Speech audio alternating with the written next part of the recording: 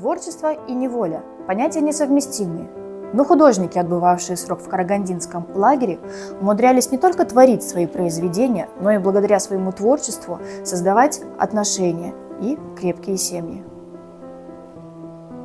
Йоло Ильмар Соостер. График, живописец. Родился 17 октября 1924 года на хуторе Пенди Клянского района, Эстония. Окончил Государственный художественный институт в Тарту в 1948 году. Йоло Соостер был арестован в 1949 году как враг народа за принадлежность к антисоветской группе, которая намеревалась захватить самолет для побега во Францию.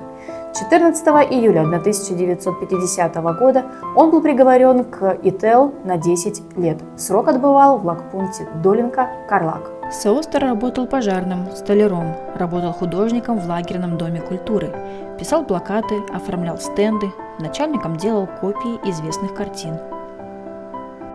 Со своей будущей женой Лидией Стерх Йоло познакомился в 1954 году в Долинке.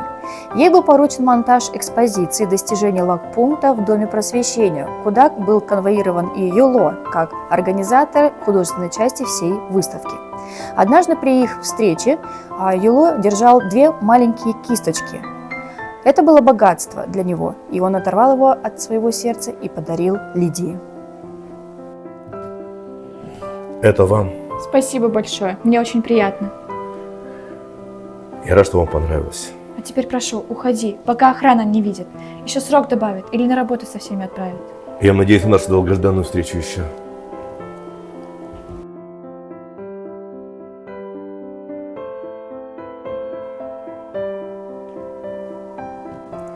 Йоло Соостер был освобожден и реабилитирован в 1956 году.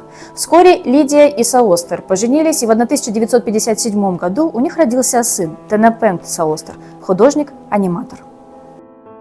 Йоло продолжал заниматься живописью, зарабатывал иллюстрациями.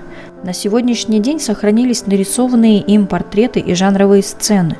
Когда Лидия уже жила за зоной, она тайком выносила картины Соостера, написанные в лагере. 25 октября 1970 года художника Йоло Соостера не стало.